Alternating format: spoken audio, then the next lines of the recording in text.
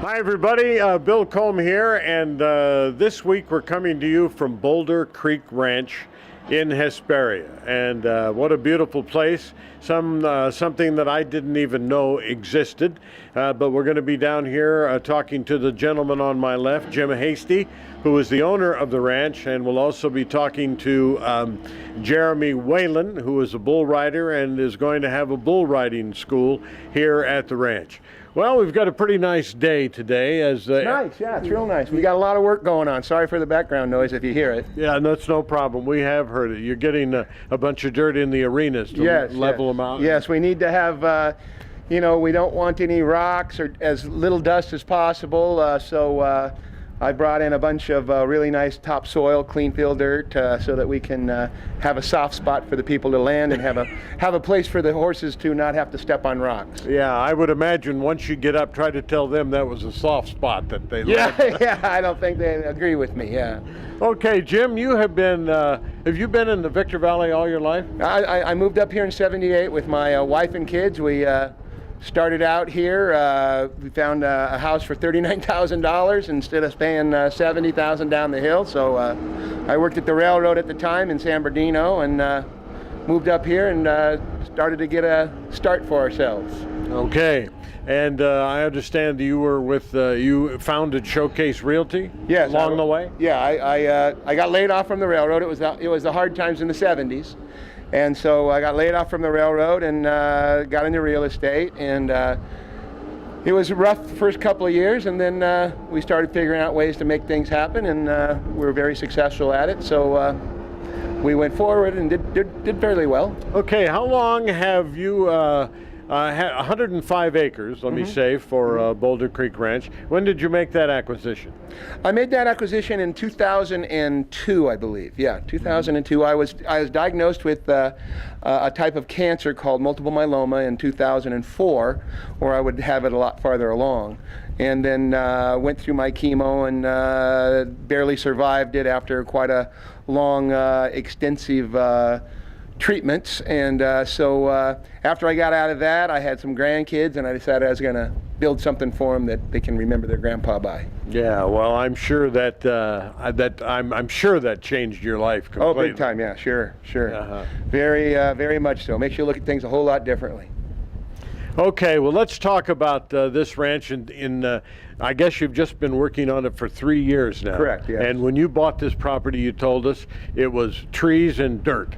Well, there weren't very many trees either. Oh, really? Yeah, there were these trees right here. That's it. Yeah, all the other. I put over 3,000 trees here.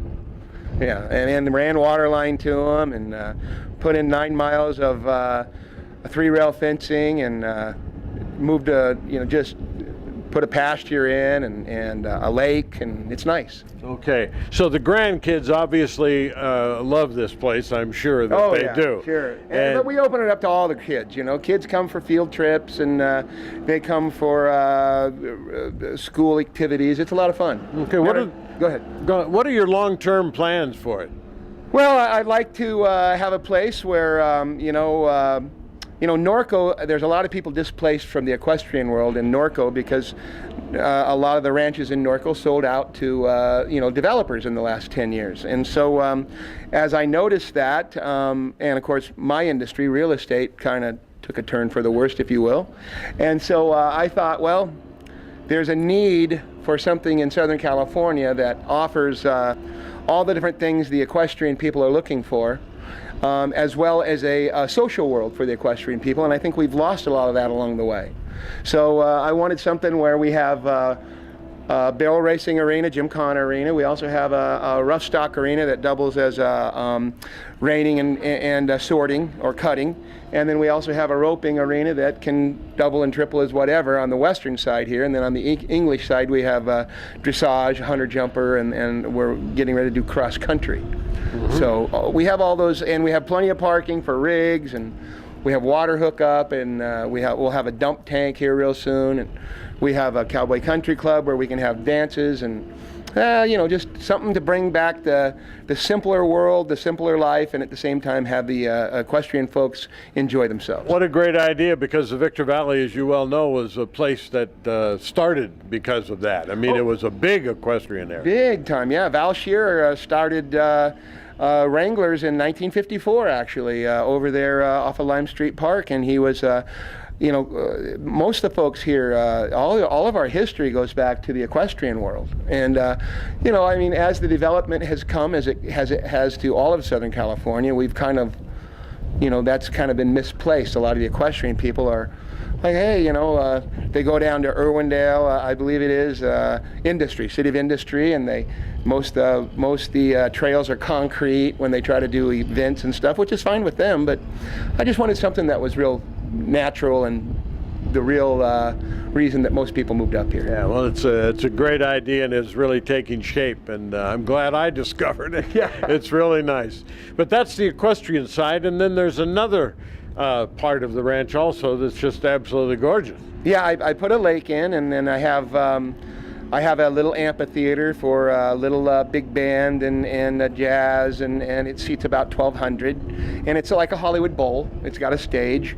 And then we also have a 7,000 square foot pavilion and a 5-acre lake with grass all around it and trees. And then we have 3 or 4 event areas for weddings and funerals and memorials, and we have a sports park for kids for family reunions, and just anything I can do to make it so that folks can go back to when me and you were younger.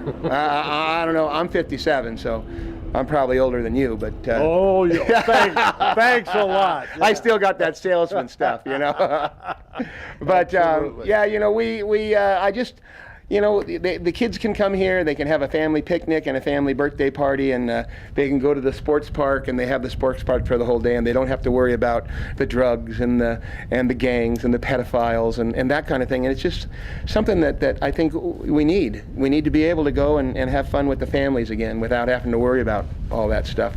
Great concept. Do you still, would you like people to call for more information? Sure. Okay. They can call me at 760-559-7196 for the equestrian side, or they can call my wife, Gail, at 760-244-0096, and that's the wedding and event area. We also are starting a kids camp for kids, and we also have an area for the special needs folks where they can come and ride horses. I have a very, very close friend, and my cousins are actually Down syndrome, and I have a very close friend who is one of the specialists in the world for autism, and he is going to come up once a week and start helping with me with special needs kids and special needs people. It's not just kids; they get older too. So. Well, a lot of things that have touched your life obviously have gone into this, and what you want to bring back and what you want to offer your fellow man, and I think it's an excellent goal, and I'm glad to see something like this is going on in this day and age where all you hear is negative, negative, negative, and this is a real good project. Jim, thank you so much for taking the time to chat with us. I appreciate it. We have enjoyed our stay here so far. Well, don't be a stranger. Come back anytime. Use it for a studio if you like. I'd really enjoy that. Okay, Jim. And the cameraman over there is taking care of business too. He's a good man. He is. He's good. All right. Thank you. Thank you.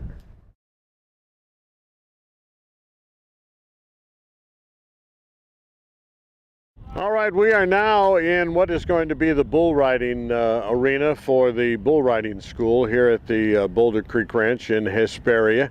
It's going to give a lot of people an opportunity to refresh their riding, and the person we will talk to about that is the instructor, and that is Jeremy Whelan, who is approaching us now.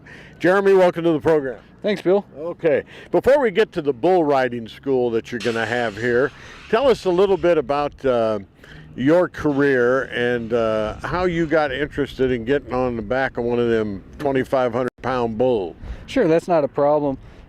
When I was a kid, my mom had a ranch out in Clever, Missouri. My mom, my grandma, my uncle, and we used to have this bull. It was a Brahma bull, and everyone in the neighborhood was afraid of him. They'd run from him. He'd chase you across the field, and my mom would sit me on his back, and he'd just calm down. I thought it was the coolest thing that here's this bull everybody's scared of, and I could just sit on him. And you know, that and looking up to all the other cowboys, I think that's kind of started it for me at a real young age. And you know, I just got into it, and now I ride for a living. I ride pro and ride all over the place, all different shows, all different people, you know, all different riders and bulls, different calibers, and it's just a blast. It's something I love to do, and that's the main reason why I do it.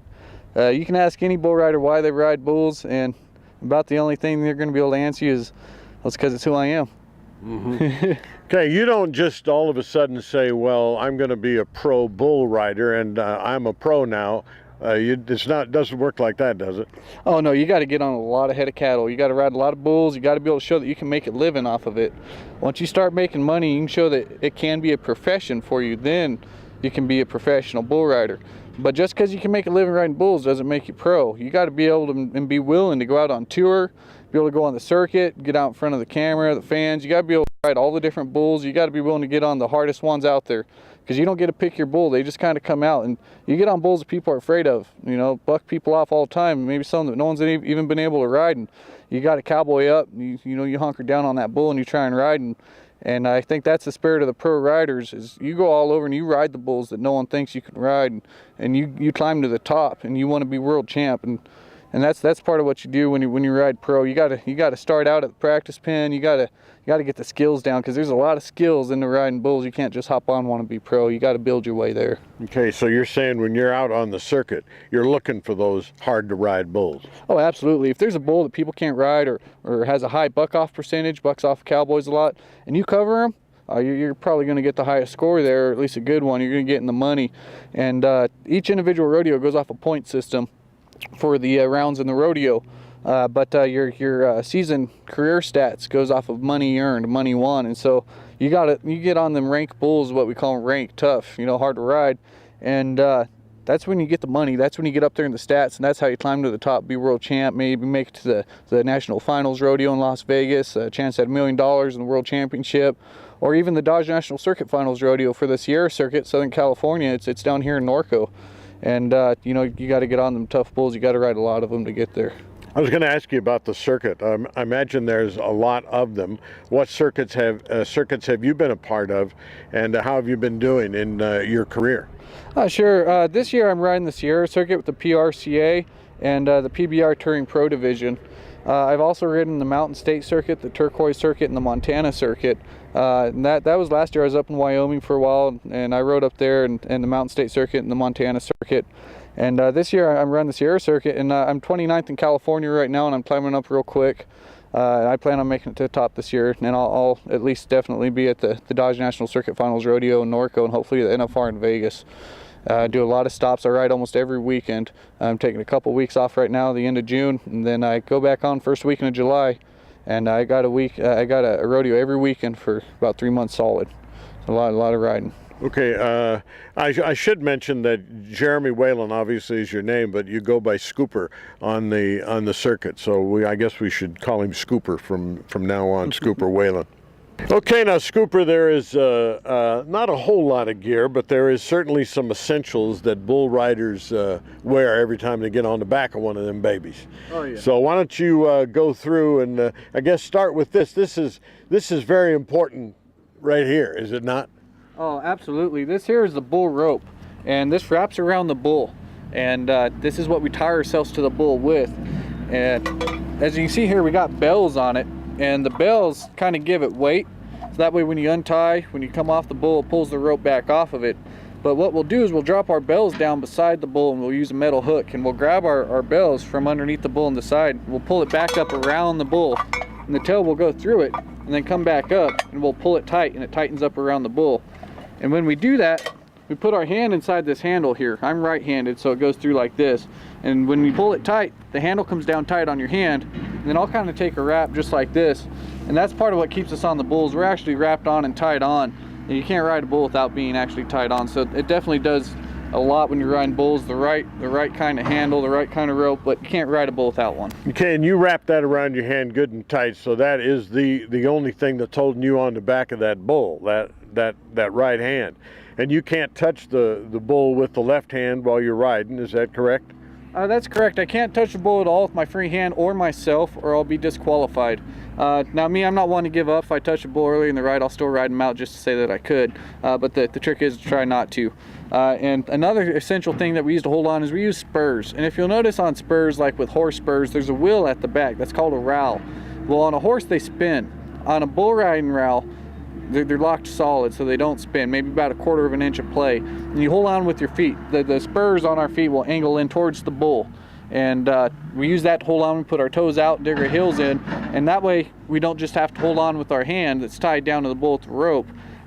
You know, naturally, if a bull bucks up and you only hold on with your hand, your feet come right up from underneath you, you're going to go upside down. So you got them spurs on too.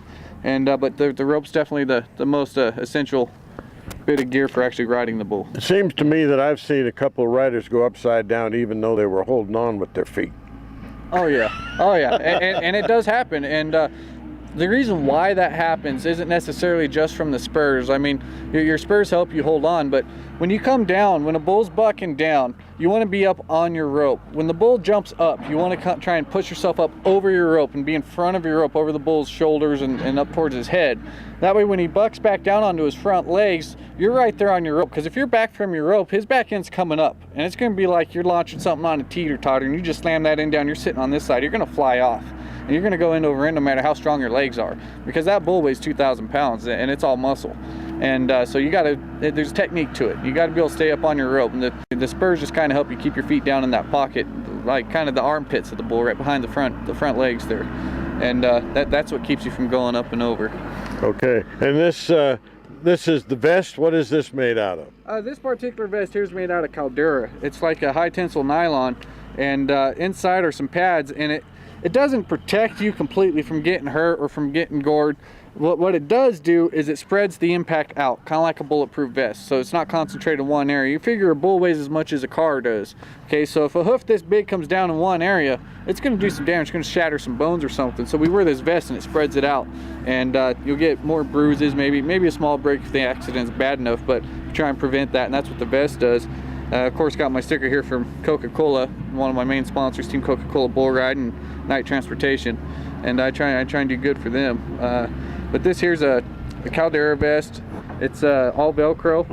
You can also upgrade. You got the full leather vests that are zipper, and they don't quite come off as easy. Say you get on the ground and a bull gets his horn up underneath this thing here, and he pulls hard enough. Well, this Velcro can come off, and you can lose your vest. But it does work, and it works good. A lot of guys use them. Some guys prefer the leather ones.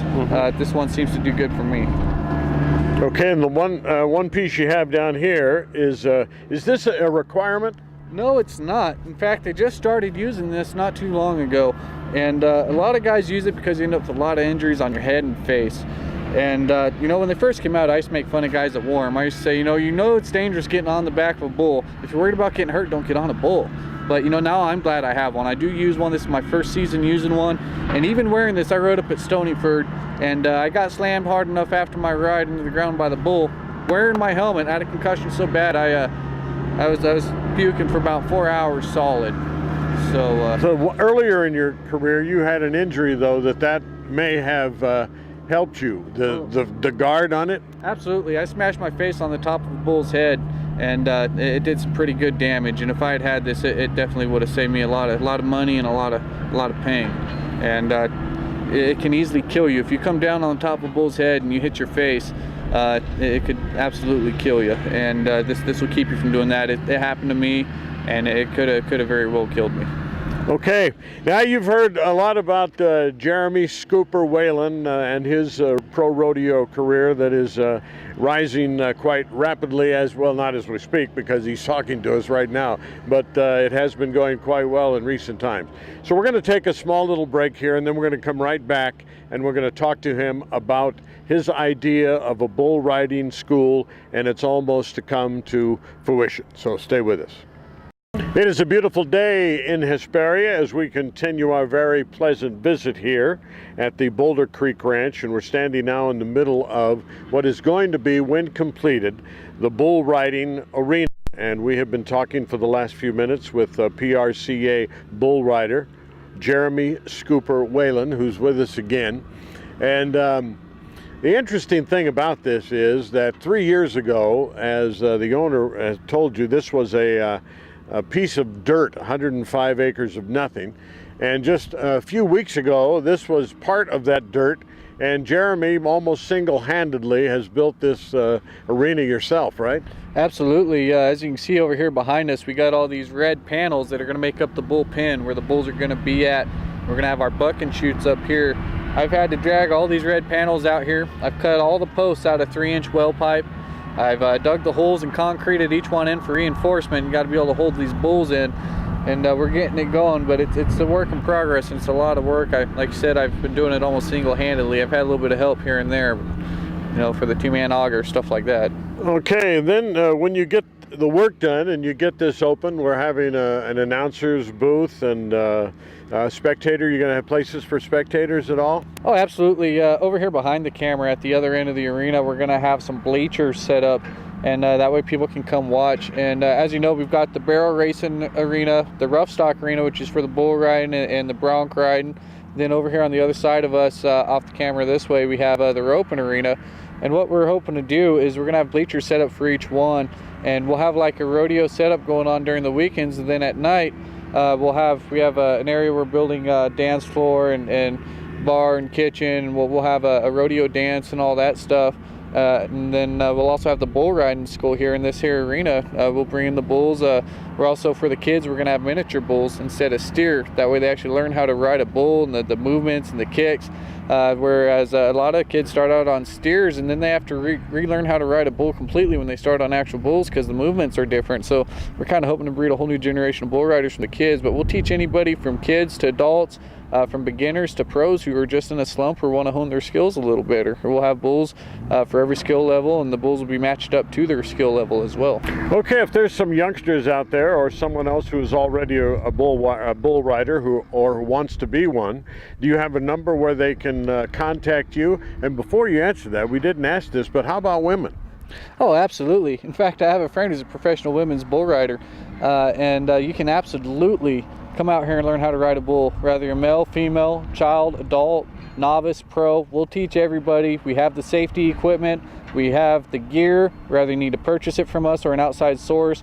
That will need to be figured out at the time of your deposit, but anybody can come learn how to ride bulls here. Okay, Jeremy, I can't let you get out of here without showing this shirt because it's quite impressive. Everything is embroidered on there, all your sponsors and everything. PRCA Pro Rodeo. Why don't you go ahead and explain what you have on there? Okay, yeah, I have a lot of my sponsors on here. There's one I haven't yet got on here that's a main sponsor, and that's Night Transportation. They pay for my fuel all year. They'll be coming down my left sleeve right here. What I do have on here so far is I've got Fence World. Fence World's a company from Hesperia. They custom fabricate vinyl fencing. Martin down there, he's a good guy. We got Desert West Media, of course. You guys in your film crew have done great by me for the last couple years. Beck Pacific Ltd, diesel fuel injection, turbocharging. We've got Wrangler, they're a national sponsor of the PRCA itself. And then, of course, we got PRCA Pro Rodeo, which is Professional Rodeo Cowboys Association. Then we've got some slogans of mine. Ride 'em rank here on my collar. Say I won't right here on my shirt. And then, of course, on the back, we've got my name, Scoop. We've got Coca-Cola, because I ride for Team Coca-Cola Bull Riding. And we've got See Me Productions and Embroidery. They're the ones who currently make my shirts for me, and they do an awesome job. All right, Jeremy, I want to thank you again for a great time out here in the school, and we sure look for a lot of success coming out of here. And we'll be back again when you get some students and watch what happens when they get on the bull for the first time. Absolutely, sounds like fun. We'll see you then, Bill. Okay, thank you so much. All right, well, this has been a great day at the Boulder Creek Ranch here in Hesperia. And everybody here, Jim Hasty and all the folks, Rebecca, Scooper's fiance, and everybody, and her mother treated us great. So we had a wonderful time out here. And also his father, who has been coaching us through the entire thing, complaining about he wasn't on camera, but we're going to have to take a picture of him sometime and put him on there. But anyway, everybody treated us great. We had a great time. So this is Bill Combe and Jeremy standing next from Boulder Creek Ranch in Hesperia saying bye for now.